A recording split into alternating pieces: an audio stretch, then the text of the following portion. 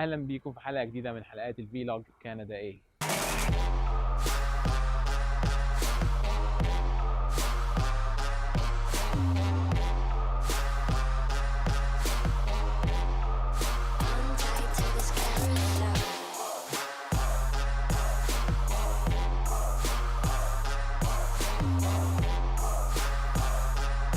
احنا النهارده في سين جون نيو برانزويك هنجي نتكلم مع ايهاب بركات اللي هيحكي لنا حكايته مع مطعمه ذا تيست اوف ايجيبت، واحد من اشهر المطاعم هنا في نيو برانزويك.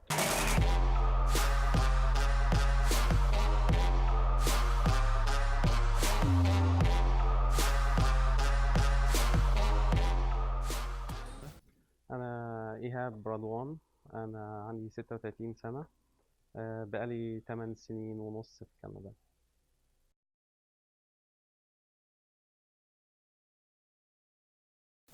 والله هو أنا قصتي غريبة شوية. هو أنا مدرس لغة عربية، تعليم أساسي.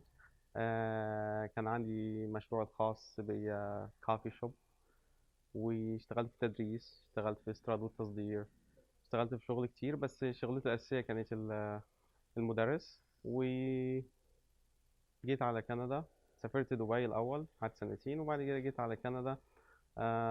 غيرت المهنة خالص يعني. اشتغلت ريل استيت ايجنت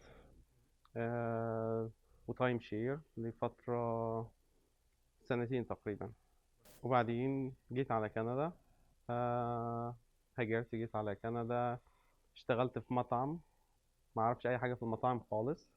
آه، اشتغلت في المطبخ عادي، لان انا مدرس لغة عربية. فانا من اول لحظة وصلت لكندا عرفت إن مش هقدر أستخدم الشهادة بتاعتي هنا. فلازم تفكر في قدام إيه اللي هيحصل لك. فأنت أنا عارف إن الشهادة بتاعتي مش هقدر أستخدمها، فغيرت الكارير على طول من أول يوم. فاشتغلت أفضل شغلانة جات لي في الفترة ديت. فاشتغلت في المطبخ، مساعد في المطبخ، بغسل صحون، بنظف، بطبخ، بساعد.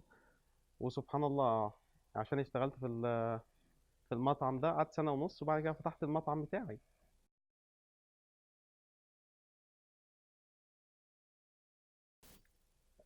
هو انا بالنسبه للهجره بتاعتي، انا ما جيتش هجره زي معظم الناس الفتره الاخيره، اكسبريس انتري واتلانتيك بايلوت والبرامج ديت. انا جاي، انا زوجتي كنديه. فانا جاي اللي هو فاميلي سبونسرشيب، فكانت مختلفه شويه. فما كانش في مشاكل كتير اكتر من الروتين المطلوب العادي واوراق. بس انا بصراحه ما كنتش عايز اجي كندا اصلا في الاول، بس ترددت كتير. وفي الاخر قررت ان انا اجي هنا يعني.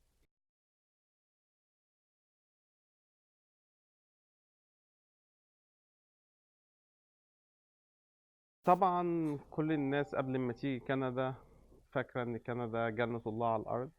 هي فعلا ممكن نخليها جنة الله على الأرض بأفعالنا إحنا وبإرادتنا إحنا، وممكن تخليها أصعب دولة تعيش فيها. أنت على حسب الاتيتيود بتاعك، على حسب موقفك أنت.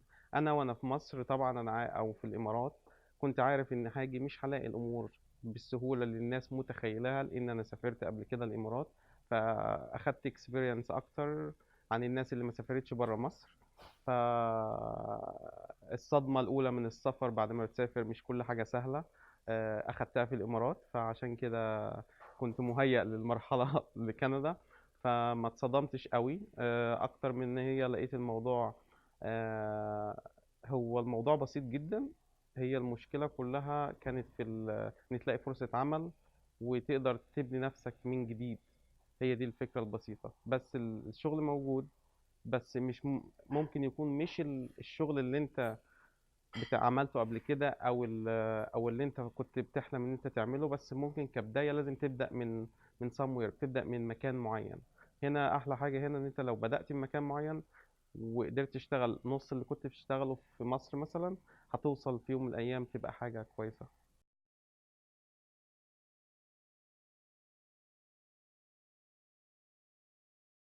والله اكتر حاجة عجبتني في كندا البساطة بتاع الكنديين هنا.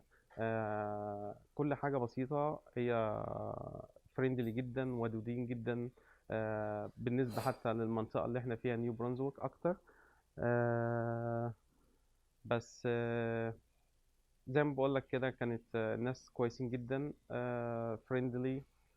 ما شفتش حاجة وحشة جدا، الا من الاتيتيود بتاعك انت. طريقتك مع الناس والتعامل مع الناس هي اللي بتفرق، بتخلي ردة الفعل بتاع الكنديين تفرق معاك. لو انت مبتسم، هم اصلا شعب مبتسم جدا، شعب ودود، شعب فريندلي. فانت لو عملتهم بنفس المعاملة، ودود فريندلي مبتسم، هيقابلوك بمعاملة طيبة.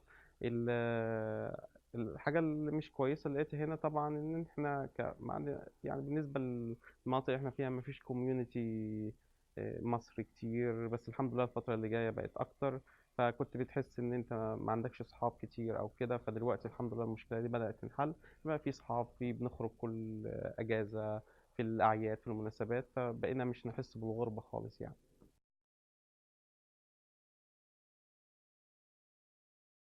لا خالص، عندي يعني الكافي شوب. الكافي شوبس عامة، عندي باك جراوند جدا في موضوع الكافي شوبس أكتر من 15 سنة. يعني ريليتد شوية مع المطاعم، بس ملوش دعوة خالص بالمطاعم. عمري ما اشتغلت في المطاعم قبل كده، بس اتعلمت كل حاجة هنا. اللي عايز يتعلم بيقدر يتعلم. كل حاجة سهلة. انت بس لازم بإرادتك وبمجهودك ومع الصبر هتوصل للي انت عايزه. انا دخلت في المطاعم، اخدتها من تحت خالص، بس في سنة ونص فتحت المطعم بتاعي.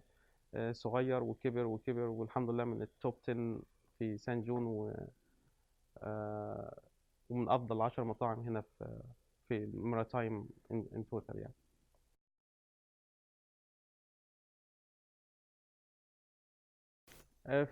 في مرة أنا واقف عادي، بدأت يومي يوم جديد، فتح المطعم عادي. لقيت تلفزيون واقف على الباب، داخل عايز يصور معايا. فأنا استغربت إيه اللي حصل. قالوا لي إن إن المطعم بتاعك نزل في اكبر جريده في العالم، اللي هي التليجراف، النيويورك تايمز. فطب ازاي؟ قالوا كان في سيكريت داينر جايين يكتبوا مقالة عن سان جون وعن كندا وعن المطاعم والفنادق وكده. فدخلوا معظم المطاعم اللي في سان جون من غير ما يعرفوا أي حد. جم أكلوا في المطعم بتاعي، ما نعرفش أي حاجة عنهم. بعد ما مشيوا تقريبا الحمد لله رب العالمين عجبهم المطعم بتاعي بالنسبة للمطاعم في سان جون كلها. فكتبوا إن where to eat in San John, it's taste of Egypt was number one. يعني خلوا الناس اللي يقروا الجريدة إن لو أنت عايز تنزل سان جون وتاكل في مطعم كويس، taste of Egypt المطعم الأفضل في سان جون. فده كان شيء كبير جدا إن المطعم ينزل في أكبر جريدة في العالم. فالتلفزيون جه صور، والرضاوي من تورونتو، من مونتريال، من أمريكا، من هنا من سان جون. فانتشر الخبر أكتر، والمطعم زاد سمعة أكبر يعني.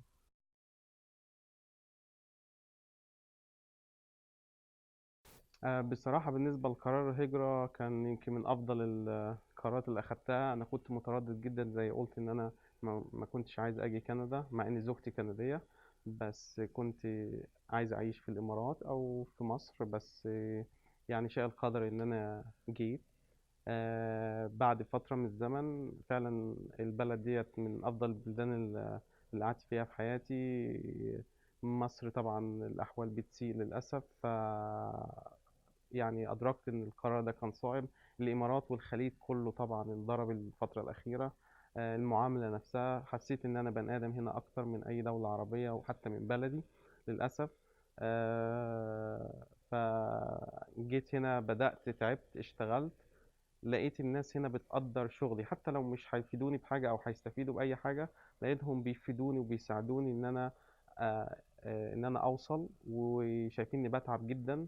فبيقدروني وبيحترموني أكتر من حتى أصحاب المطاعم اللي هم معاهم فلوس وفتحوا مطاعم. أنا بدأت من الصفر. فهم شافوا الموضوع ده، ففعلا دعموني جدا جدا جدا، حتى بالكلام، بال ان ساعدوني يعني. والحمد لله دلوقتي يعني الحمد لله بقيت شخصية عامة في المجتمع الكندي بالنسبة للمدينة اللي أنا فيها. وبنحاول حاليا الفترة اللي بنحاول نركز فيها إن احنا نساعد المهاجرين الجداد في أي معلومة، في أي سؤال، في أي استفسار، بعلاقاتنا، بمعلوماتنا، بخبراتنا. ويا رب نقدر نساعد الكل إن شاء الله.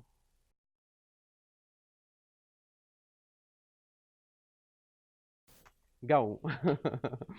والله انا بالنسبه لي مش شايف حاجه، مش شايفه مشكله خالص. انت سبحان الله الجو هنا بتتاقلم جدا. يمكن احنا بنتاقلم عن الكنديين نفسهم من الجو. انا مراتي كنديه، هي بتبقى بردانه وانا مش بردان خالص. فاحنا سبحان الله يعني ممكن احنا الطبيعه بتاعتنا بنتاقلم مع الجو اسرع. فبالنسبه للناس فاكره ان الجو هنا طول السنه شتاء وسنو وتلج وكده، هي مش للدرجة دي. لا، احنا عندنا صيف وعندنا ربيع وعندنا خريف وعندنا شتاء، 4 مواسم. بس يعني المطر ده طول السنة، ممكن يجي في الصيف، يجي في الخريف، يجي في الربيع، في الشتاء عادي. التلج ما بيجيش الا تقريبا من ما بين شهر 12 ديسمبر لشهر ابريل. ومش دايما يعني، على حسب ممكن يحصل مرة في الشهر، مرة كل أسبوع يحصل ستورم مع عواصف كتيرة. فممكن في شهر واحد تقريبا أو اتنين يجي لنا 3 4 عواصف. بس الموضوع أبسط مدخله 3 شهور بيعدوا، وبعد كده طول السنة العملية بتتدرج من بارد لمعدل حر. بس الموضوع بسيط جدا يعني.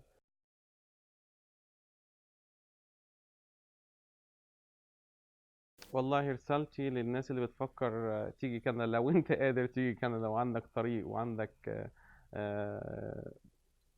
your way to come to Canada يعني، لازم تكمل فيه وحاول تيجي. لان بصراحة مش هتلاقي، لو عندك فرصة ما تضيعهاش. لان بصراحة الموضوع هنا افضل بكتير من اي بلد عربية او من مصر طبعا. للأسف. فما تترددش، ولو عندك أي فرصة امسك فيها بإيدك وأسنانك وكمل فيها، مش هتندم. بس طبعا بعد بقول ما تترددش وتيجي كندا. بس رسالتي، الرسالة دي مهمة جدا من خبرة. قابلت ناس مهاجرين كتير جدا جدا جدا اشتغلوا في قبل كده في العالم أو في الدول العربية. وأما جم قرروا يجوا كندا، هم اعتقدوا إن كده خلاص حياتهم أو الصعوبات اللي في حياتهم كلها انتهت، فبيجوا كندا فبيبقوا مستنيين إن كل حاجة تجيلهم على طبق من ذهب. طبعا ده ما بيحصلش. البلد هنا بتساعد كتير جدا وفيها كل حاجة، بس لازم تسعى ليها. الفرق ما بيننا وما بينهم إن أنت هنا لو اشتغلت بتتقدر. لو غير عندنا، فانت لازم تشتغل، لازم تتعب، لازم تجاهد، لازم تدور على، لو انت عايز تعادل شهادتك لازم تتعب، لازم تذاكر. في الشغل نفس الموضوع. مفيش حاجة هتجيلك وانت قاعد مكانك. فانت برضو جيت كندا اللي هي جنة الله على الأرض، لا ما تفتكرهاش كده، لازم تسعى عشان توصل للجنة دي. واحنا يا جماعة هنا احنا عندنا تيست اوف ايجيبت، احنا المطعم العربي المصري الحلال الوحيد هنا في سان جون. واي حد يجي نيو برونزويك احنا يسأل على ايهاب. احنا هنا في سان جون. اي معلومة، اي شيء، اي حاجة تحتاجوها، احنا موجودين هنا. واحنا يا رب نكون سبب في اسعاد ناس تانيين يعني. بيت صغير بكندا ما بيعرف طريق وحدا، أرميده مغطى بالثلج وكل المال، شجر وعصافير كتير بتغط ارتاح وبتطير عأرميد بيتي الصغير بكندا. كل ما كتلج بينطر يدوب بالثلج، كل ما تغيم بينطر يرجع ربيع.